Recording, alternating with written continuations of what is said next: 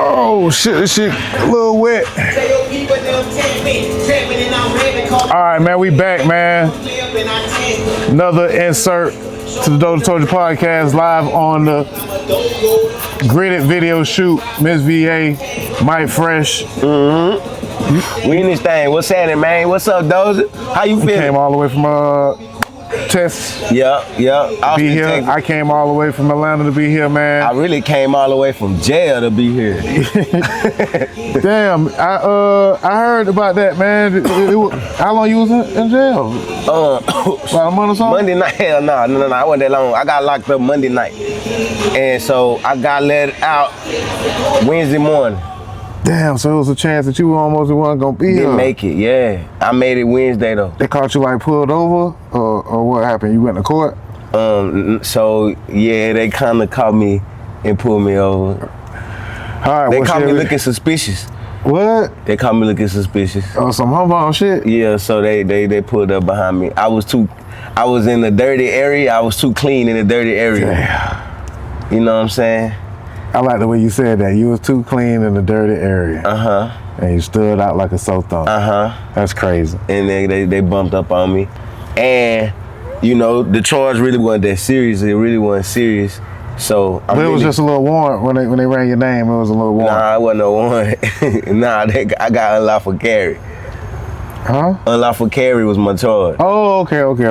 So, you know, they got my thing. It's open carry in Texas though, but I had my smoke too. So they put my smoke and my thing together and got me for unlawful carry. It really on some dry. They were dry. Yeah. So now this is my thing. It was Monday night, right?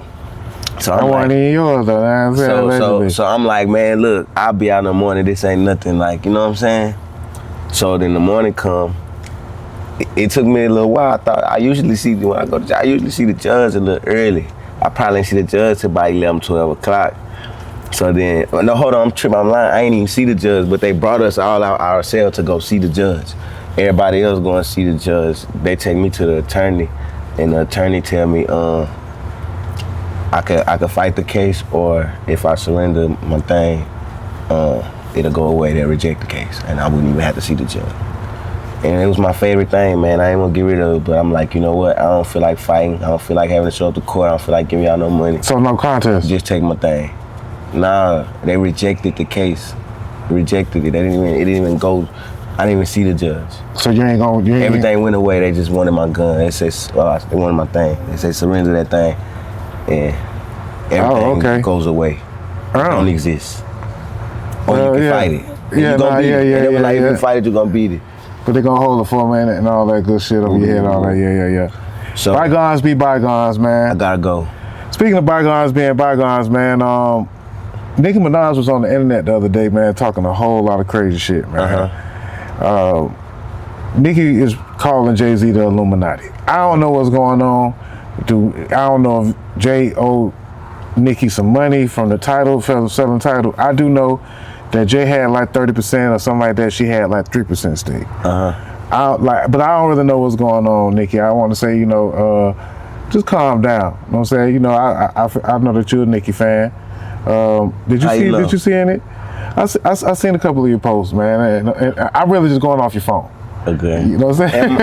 And I saw yesterday. He got a big iPhone, and you had some Nicki apparel on. You know what I'm saying, as far as the shirt. Yeah. So I'm fucking with you. But anyway,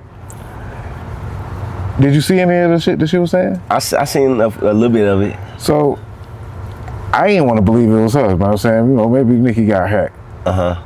But it's something to do with Megan Thee Stallion case too. Megan Thee Stallion got a sex assault case to where she was having sex in a car, and her photographer didn't want to record it. He's gay or something. Well, not didn't want to record it, but he's saying that being made to record her have sex is, I guess, assault or whatever. You know what I'm saying? He's sticking her up. Okay. And lately, my whole thing been people getting lined up, you know what I'm saying? And women could get lined up, men could get lined up. You know what I'm saying? I feel like this is another lineup. But Nicki just deciding to poke her 2 cents in because she's really trying to kick the lady while she down. You know what I'm saying? Why she got a case going on against her. And because they be beating these cases, everybody say that it's Jay-Z because he got all his money and it's just Roc Nation. And I don't really feel like any of that's fair, but that's kind of how it all break down. Whatever. I want to break that down to my audience. You don't feel like it's fair? I don't feel like it's fair to automatically label like basically make a person's organization be criminal. Okay. Like say just because now pointing out that some of these things or characters are in play is more than coincidence is one thing, but I don't know, like I feel like just because Megan get into some shit don't mean that Jay-Z gotta come save the day because he Roc Nation and that's who managed Megan, because Jay gonna be good regardless. If Megan be good or not. Like it's not really that big of a deal. Right. So I don't know, I might be just a fan. But I'm a fan of both. Nicki and Jay-Z. Okay. And I don't want to see it, but at the same time I guess I'm a bigger fan of Jay. Then you are Nicki.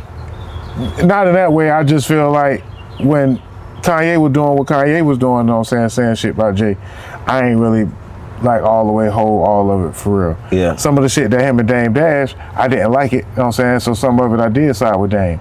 But over time, you know, it is what it is. So you can't tell you nothing about Jigga, man. Yeah, man. Like, there's certain things you can say about Jigga, man. Like, like we was having a conversation as fans the other day, as far as whack Jigga songs. You know what I'm saying? Like songs that are skippables or whatever it is. And one of my homeboys, he was like, "Oh man, it ain't none." But I ain't gonna go that far and say that. Yeah. You know what I'm saying? You know, that Han verse. Yeah. That juvenile Han verse. Nah, that shit was hard. You ain't like that? You ain't like the Han verse? Nah, that shit was hard. Look, no, that's a joke that everybody tell like about that time. That he kind of just jumped on the song. Not even that, but like during that time, you know how everybody put Jigga where they put him. During that time, see, I ain't gonna lie, it's a thing with the South and Jigga. We're gonna get to that, but like. During it's that a love-hate relationship. I know. Yeah. I remember, and I remember. So during that time, it's like, you know, they was saying like, all right, Juvenile was doing their thing, and it was hard. And then when bro jumped on that thing, it's like, when you put them together, it's like, dude, we rolled them. Like that wasn't. It always gonna seem like that. Yeah. Sometimes, and like he was kind of out of his element. This what I'm on saying. That beat. That ain't a legendary verse we gonna listen to a rap to you. We not even saying it's bad, but we saying as a Jay-Z verse, you know what I'm saying? We gonna cut that one off. It's a lot of verses we gonna recite back to you from that time period. And that wasn't one of them. That's how, you know, but it's a Southern joke though, like, and New Orleans one too. You know what I'm saying? But I ain't gonna lie, me personally, I love Jigga. I like that. And I got a lot of Jigga verses I can recite back, or I'm on Jigga side in most of the arguments with, you know, I'm in the South with my New Orleans people. You know what I'm saying? But at the same time, we ain't gonna never be, you know, some folks don't even like to use the word fan or whatever, or supporters. But I just don't never want to just be too shy to not call out some of the stuff that I don't like certain, you know what I'm saying, when it comes to music, because it's all just taste.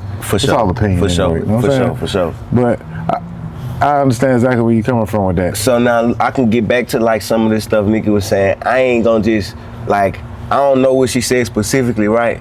But I'm gonna get into the conversation about like the South, like how like a lot of the stuff that the New York people was doing, or the people that Jigga, or the people that was with Jigga was doing, was kind of had the magnifying glass on it, and kind of like, you know, got put out there more and bigger because it was coming from the Mecca, coming from New York, to where it's like a lot of people that come from the South, they might got more accolades, they might got more albums people listen to, but it's still gonna take more to put them up there. So it's like, even when we talk about like label execs, like with Birdman, like he probably did more than every other label exec, but they still not gonna respect him now like they would if like a Jay-Z would have the accolades as a label that Bird would have. Well, I think that's an argument, but talk to me. With Bird, it'd be like kind of with his competition would be kind of Dre and Diddy. Right. But as far as what they've done with their empires, so to speak. You know what I'm saying? Turn into billionaire empire. But see, this what I'm saying. This what I'm talking about. Cash Money as a whole. This is the difference with Jay and Diddy. Dre and Diddy. Dre had the Beats by Dre, and Diddy had the Ciroc. Them boys, like they moguls. They turned the music thing into outside of music, and Birdman. And Birdman did $1 billion with music. So that should be respected. But it is other stuff that he did. Like he got love. Like there's other stuff that no. It just don't necessarily. But this is what I'm saying. Because it's not the forefront. We're saying 1 billion records sold. We did $1 billion records sold. Like the something like billion that. comes from the music. Something like that. I don't know about 1 billion records sold. No. I'm telling you. You don't think Cash Money sold $1 billion? Not 1 billion records, but they probably generated. What? I feel like they generated $1 billion from their music, but not 1 billion sales. Not 1 billion sales. That's man, listen. That'd be more than Mike. That'd be more than everybody. That'd be more than Mike, an artist though. This a label. This multiple artists. Billions. I'll give you the made billions, but not selling. Man, look, hold on. That would have to say. Like you saying sold. Now streams is a no. It's even a man. Hold on. It's even a flex. Y'all gotta do y'all homework. They have 1 billion streams, but not 1 billion sold. Man, look at this. Right, that's 500 million. Wait, hold on. Let me find it. My bad. Hold on. Matter of fact, that's just. Let me see. Hold on. Let me see if he go to the other one. That's 500 million. Hold on though. Sold Cash Money records. It's somebody else. It's a video with Bird where he's showing. He say 1 billion records. I'm gonna find it. This somebody else at his house or something. Hold on. Okay. I'm finna find it. Well, I guess that's the old one, and then he probably got a new one with. But yeah, 500 million. I'll say that. Hold on. I'm finna find 1 billion, man. Y'all crazy. We got Drake, Nicki, Wayne. Y'all ain't talking about no billion? Y'all crazy. But billion a lot. Alright, hold on. A lot of that is still also speculative because that means that Jay Prince could say the same thing. And you know. Cash Money Records found out Birdman has reported sold over 1 billion units across all formats. Okay. Why can't y'all believe that though? Because 1 billion is a lot. Cash Money, bro. And Cash Money. And 9 nines in the 2000s. And in 2020, it's 2. No, and for him to be sold over 1 billion and not have been over the billion, he like labeled as one of the billionaires because he's for from whatever the reason. South, bro. Nah, it could be a number of reasons. Whatever, he could probably don't really just want his stuff to be reported that way. Nah, I'm saying. But for whatever reason, all he gotta do is just shift his assets in ways that it won't really come up, or he could probably just ask them not, as far as Forbes, to report it. Yeah, but see, go ahead, my that's what I'm saying. Like the billion sold would tell me that he's at least damn near should be 5 billion up as far as net worth.